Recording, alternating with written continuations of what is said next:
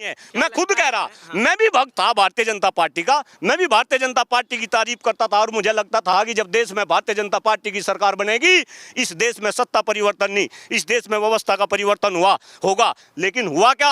अरे ढाक के वही तीन पात। नमस्कार, एक बार फिर से आप सभी का स्वागत है DS4 न्यूज में। देखिए, चुनावों का ऐलान हो चुका है। हरियाणा में बहुत जल्द चुनाव होगा और उससे पहले ही जो है हम आपको बता दें कि राजनीतिक दल में जो है एक अलग उथल पुथल देखने को मिली है। प्रधानमंत्री मोदी जी ने जो है हाल ही में लाल किले की प्राचीर से भाषण भी दिए हैं। सबसे बड़ा ये सवाल है कि क्या उन भाषणों का प्रभाव जो है आने वाले इन राज्यों में जो है जो चुनाव होने हैं उसमें पड़ेगा। मलिक साहब, सबसे पहले यही मेरा सवाल है, हरियाणा चुनाव आ गया है, ऐलान हो गया है, आप इसको कैसे देख पा रहे हैं? किसकी दाल पतली होने वाली है? जी देखिए श्रीमान जी, किसकी दाल पतली होगी और किसकी दाल गाढ़ी होगी ये तो आने वाला समय बताएगा। लेकिन जिस तरीके से 15 तारीख को देश के प्रधानमंत्री लाल किले के प्राचीर से वन नेशन वन इलेक्शन की बात करते हैं और उसके अगले ही दिन यानी कि 16 तारीख में हरियाणा और जम्मू कश्मीर दो राज्यों में जो है चुनावों की घोषणा कर दी जाती है, जबकि हिंदुस्तान के 143 करोड़ लोगों को ये मालूम है कि दो राज्यों में और घोषणा होने वाली थी, यानी कि महाराष्ट्र और झारखंड के अंदर भी चुनाव की घोषणा होती, लेकिन 4 राज्यों में चुनाव ना करा के 2 राज्यों में भी चुनाव कराए जाएंगे। इसी बात से आप अंदाजा लगा सकते हैं कि किसकी दाल पतली होने वाली। और खास तौर से भाई मैं तो पश्चिम उत्तर प्रदेश से आता हूँ और पश्चिम उत्तर प्रदेश और हरियाणा सब लोगों को पता है, दोनों तरफ का एक ही माहौल है, बीच में केवल और केवल यमुना है। हरियाणा के लोग तो मुझे ऐसा लग रहा कि चुनाव के ऊपर टकटकी लगाए बैठे कि कब चुनाव आए और कब भारतीय जनता पार्टी की दाल पतली की जाए। हरियाणा के लोग अब तक नहीं भूले जिस तरीके से किसान आंदोलन चला, 750 किसानों की शहादत हुई और किसानों की जिस तरीके से बेइज्जती, जिस तरीके के अल्फाज सरकार के लोगों ने उनको पाकिस्तानी बताया, खालिस्तानी बताया, देशद्रोही बताया, शायद हरियाणा की जनता तो भूली नहीं। इसके बाद पहलवानों का आंदोलन चला, अभी भी लेटेस्ट ओलंपिक में क्या हुआ बहन के साथ, ये भी हरियाणा के लोग और पूरे हिंदुस्तान के लोग नहीं भूले। इसके अलावा हरियाणा के जो बच्चे थे, जो फौज में जाते थे, जो आर्मी में जाते थे, जिनको अग्निवीर बना दिया गया, ये कुछ ऐसे मुद्दे हैं जो हरियाणा के लोगों के जहन में हैं, ऐसा डॉक्टर कुलदीप मानता है। जैसे ही उनको वोटिंग का जो है मौका मिलेगा, अब 1 अक्टूबर को हरियाणा के अंदर वोटिंग है, शायद हरियाणा की जनता कहीं ना कहीं भारतीय जनता पार्टी को करारा जवाब देगी, ऐसा मेरा मानना है। राम रहीम बाहर निकले हैं कुछ दिनों के लिए, इसको भी लेकर के लोग राजनीति जोड़ रहे हैं, आप इसको कैसे देख रहे हैं? नहीं भाई, एक बात बताओ, इसमें राजनीति को क्यों ना जोड़ा है? जब भी चुनाव आते हैं तभी राम रहीम और दूसरे बाबाओं को जो है बाहर कर दिया जाता है। तो कहीं ना कहीं अब लोग भारतीय जनता पार्टी की चाल को समझ चुके हैं और खास तौर से भारतीय जनता पार्टी वाले भी डॉक्टर कुलदीप मलिक की इस बात को सुने कि अब जो असली राम थे भाई, वे राम जी तो इनसे नाराज हो गए, चूंकि ये तो राम के नाम पे जो है अपनी राजनीति चला रहे थे। पिछले 10 साल से जिस तरीके से भारतीय जनता पार्टी ने धर्म का उपयोग राजनीति के अंदर किया, ये किसी से छिपा नहीं। तो अब तो अयोध्या से ही जो है राम जी इनके नाराज हो गए। अब जो ये नकली राम है, चाहे वे आसाराम हो, चाहे राम रहीम हो, इन्हें अगर ये पेरोल पे छुड़वा देंगे, जेल से बाहर निकाल लेंगे,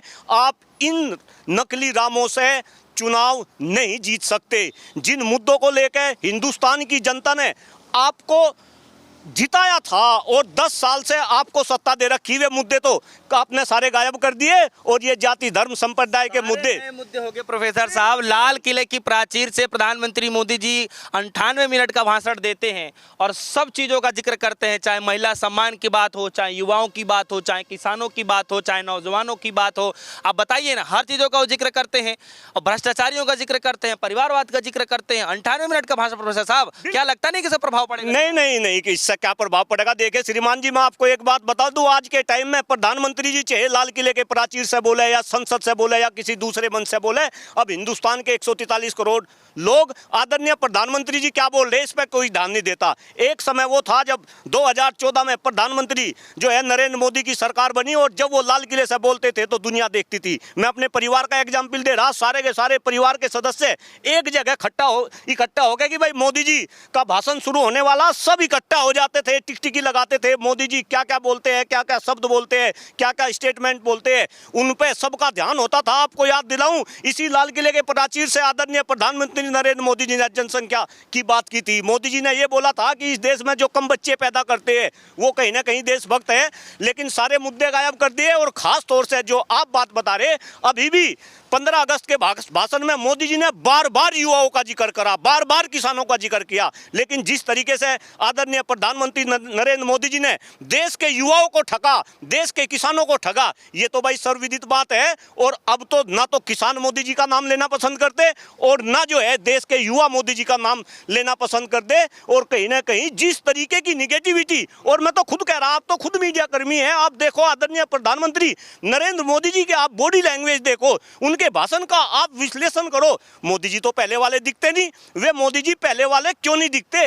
क्योंकि मोदी जी जिन मुद्दों को लेकर, अरे मोदी जी तो केवल और केवल इस देश में सत्ता परिवर्तन के लिए नहीं आए थे, ये तो व्यवस्था परिवर्तन के लिए आए थे, ये तो काला धन वापस लाने के लिए आए थे, भ्रष्टाचार को कम करने के लिए आए थे, बेरोजगारी को खत्म करने के लिए आए थे, महंगाई को कम करने के लिए आए थे, किसानों की आमदनी दुगनी करने के लिए आए थे, ये जवानों के लिए आए थे, ये दलितों के लिए आए थे, ये वंचितों के लिए आए थे, ये इस देश में शिक्षा व्यवस्था को बदलने के लिए आए थे। लेकिन ये सारे काम तो हुए नहीं। अब मोदी जी को भी ये पता कि ये सारे काम हुए नहीं, तो इसी वजह से अब मोदी जी की भी बॉडी लैंग्वेज चेंज हो रही। और खास तौर से आप देखो, आप आरएसएस की बात करो, अगर मैं आरएसएस के ऊपर आ जाऊं, अरे खुद आरएसएस वाले लोग अब मोदी जी को नहीं चाह रहे। आपको मैं बिल्कुल गंभीर बात बता रहा, आरएसएस के जो कार्यकर्ता थे, जो जमीनी स्तर के कार्यकर्ता थे, जिन्होंने अपना सब कुछ लुटा दिया, और जो मुद्दे आपके थे, जिनकी वजह से आपकी और भारतीय जनता पार्टी का जो गठजोड़ हुआ और केंद्र में मोदी जी की सरकार बनी, जो आरएसएस इस देश में काम करना चाहती थी, अगर उनमें से एक भी काम देश के प्रधानमंत्री आदरणीय नरेंद्र मोदी जी ने किया हो तो आप मेरा कान पकड़ लो, आप बताओ मुझे कोई भी काम किया हो, तो आज देश का हर तबका, देश का हर संगठन कहीं ना कहीं आदरणीय प्रधानमंत्री नरेंद्र मोदी जी और उनकी सरकार से बहुत नाराज। चलिए ठीक है, ये लिख करके आप लाए हैं, इस पर तो हम बाद में बातचीत करेंगे ही, लेकिन एक सवाल है कि लाल किले की प्राचीर का जब भी जिक्र हो रहा है तो राहुल गांधी जी भी वहां गए थे, वो तस्वीर देखी क्या आपने? जी, मैंने बिल्कुल देखी, और वो तस्वीर डॉक्टर कुलदीप मलिक ने नहीं देखी, वो तस्वीर हिंदुस्तान के 143 करोड़ लोगों ने देखी। और एक तरफ देश के प्रधानमंत्री आदरणीय मोदी जी सबका साथ, सबका विकास और सबके विश्वास की बात करते हैं, और दूसरी तरफ अरे अगर जनता ने आदरणीय राहुल गांधी जी को नेता प्रतिपक्ष बना दिया, उनको कैबिनेट का दर्जा दिलवा दिया, और मैं बताऊं खास तौर से हिंदुस्तान के लोग इस बात को समझे कि ये राहुल गांधी जी वही शख्स है जिनको भारतीय जनता पार्टी के लोगों ने इंटरनेशनल पप्पू करार कर दिया था, जिनकी सदस्यता निरस्त कर दी थी, जिनके भाषण संसद से गायब कर दिए थे। अब जनता ने ऐसा करारा जवाब दिया, ऐसा करारा जवाब दिया कि उसी इंटरनेशनल पप्पू को संसद के अंदर मोदी जी के सामने बैठा दिया, उनको नेता प्रतिपक्ष बना दिया। 5वीं लाइन में बैठे, हाँ वही तो बता रहा। लेकिन जिस तरीके से लाल किले पे आदरणीय राहुल गांधी जी को 5वीं रो में जो है बैठा दिया गया, मैं ये पूछना चाहता हूँ खास तौर से हिंदुस्तान के 143 करोड़ लोग इस बात को अच्छे से समझे कि जो प्रोटोकॉल होता है, उस प्रोटोकॉल के तहत सारे के सारे कैबिनेट मंत्री अगली पंक्ति में बैठे थे, और फिर ये इस तरीके की बेहुद्दी बयानबाजी जो है करवाते हैं, और वो भी जो है कहीं ना कहीं रक्षा मंत्रालय से, कि जी खिलाड़ियों को सम्मान देने के लिए खिलाड़ियों को आगे बैठाया गया, राहुल गांधी जी को 5वीं रो में बैठाया गया। भाई मैं कहता हूं कि खिलाड़ी इस देश की आन बान शान है, आप खिलाड़ियों को सम्मान दीजिए। अगर आप खिलाड़ियों को सम्मान देना चाहते हैं, और अगर राहुल गांधी जी को 5वीं रो में बैठा दिया, तो पहली रो में राजनाथ जी क्या कर रहे थे, अमित शाह जी क्या कर रही थी, निर्मला सीतारमण क्या कर रही थी, हमारे विदेश मंत्री क्या कर रहे थे, उनको भी 5वीं रो में बैठा देते।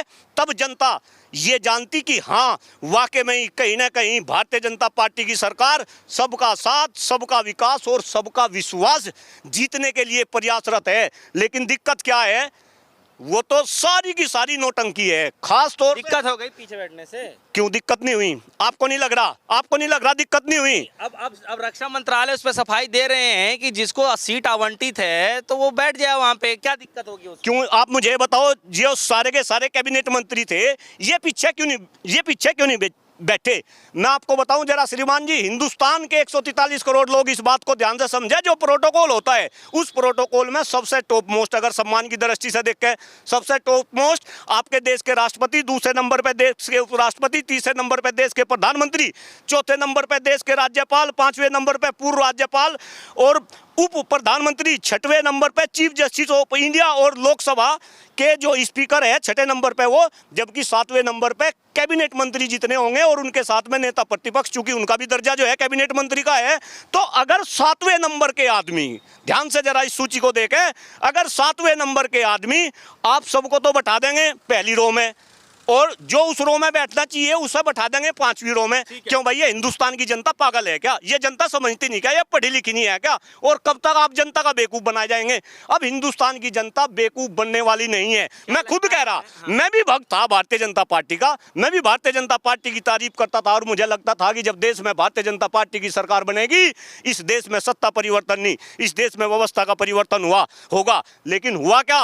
अरे ढाक के वही 3 पात। मैं फिर कह रहा, जिन काम के लिए, कहाँ है काला धन, कहाँ है महंगाई, कहाँ है भ्रष्टाचार, कहाँ है राजनीति अपराधीकरण, सारा का सारा देश जिस तरीके से गुमराह किया। और खास तौर से हिंदुस्तान के लोग समझे कि भारतीय जनता पार्टी जो कहती है वो करती नहीं, और जो करती है वो कहती नहीं। अब ये बात सब समझ रही है। चुनाव का समय है, क्या लगता है कि जो है मोदी जी का भाषण और जिस तरीके से राहुल गांधी जी की जो तस्वीरें वायरल हो रही हैं, और उधर विनय फोगाट भी जो है आज आ रही हैं, क्या लगता है कि ये सब तमाम चीज़ें चुनाव में कोई फ़र्क डालती हुई नजर आएंगी क्या? नहीं भाई, एक बात बताओ, ये चुनाव में फर्क क्यों नहीं डालेंगी? और मैं तो फिर मोदी जी के भाषण पे आ रहा, मोदी जी इस देश को विकसित बनाने की बात करते हैं। उन्होंने डेडलाइन भी फिक्स कर दी कि जब हिंदुस्तान आज़ादी का 100वां जश्न मनाएगा, यानी कि 2047 तक वे इस देश को विकसित बना देंगे। लेकिन अभी कितना समय, 2047 तक, यानी कि कहीं ना कहीं जो जुमलेबाज के नाम से जो प्रधानमंत्री मशहूर है पूरे विश्व के अंदर, अब यहाँ भी ये जुल्मेबाजी दिखा रहे। और मैं मोदी जी को जरा, उन्होंने सुझाव भी पढ़ के बताए, लाल किले के प्राचीर से बड़े खुश थे, और खास तौर से उनके अंधभक्त भी बड़े खुश थे कि भाई जनता के मेरे पास सुझाव आए। उनमें से एक सुझाव आदरणीय प्रधानमंत्री नरेंद्र मोदी जी को इस शख्स ने भी भेजा था, डॉक्टर कुलदीप मलिक ने भेजा था। और डॉक्टर कुलदीप मलिक ने अपने सुझाव में ये कहा था कि आदरणीय प्रधानमंत्री जी, अगर आप इस देश को विश्व गुरु बनाना चाहते हैं तो केवल और केवल आप एक ही काम करें, और वो है इस देश की शिक्षा व्यवस्था पे आप काम करें। आप देखिए श्रीमान जी, जरा गंभीरता के साथ हिंदुस्तान के लोग इस बात को समझे। विश्व के अंदर जितने भी देश विश्व गुरु है, आप ब्रिटेन की बात करो, आप जापान की बात करो, आप अमेरिका की बात करो, आप चाइना की बात करो, किसी भी देश की बात करो, अगर कोई विकसित बना तो वो केवल और केवल शिक्षा के दम पे बना। अब शिक्षा का तो इन्होंने बेड़ा गर्क कर दिया। और डॉक्टर कुलदीप मलिक ने अपने सुझाव में प्रधानमंत्री जी को साफ साफ कहा था कि अगर आप इस देश को विश्व गुरु बनाना चाहते हैं, विकसित बनाना चाहते हैं 2047 तक, तो उसका रास्ता केवल और केवल शिक्षा के गलियारे से होकर गुजरता है। बजट के अंदर आप शिक्षा का बजट कम करेंगे और देश को आप विकसित बनाने की बात करेंगे। अब आपकी बातों पर जनता विश्वास करने वाले नहीं, और यही कारण है कि आपको लोकसभा के चुनाव में जो परिणाम आए, अभी आप तो 400 पार 400 पार 400 पार का नारा लगा रहे थे, आपकी हवा निकाल दी, चूंकि जनता आपको समझगी। और ऐसा ही आने वाले चुनाव में हरियाणा में ऐसा होगा। सारे वादों पर फैल रहे, कहीं ना कहीं आपको इसका जवाब, करारा जवाब मिलेगा। चलिए, बहुत बहुत धन्यवाद प्रोफेसर मलिक जी।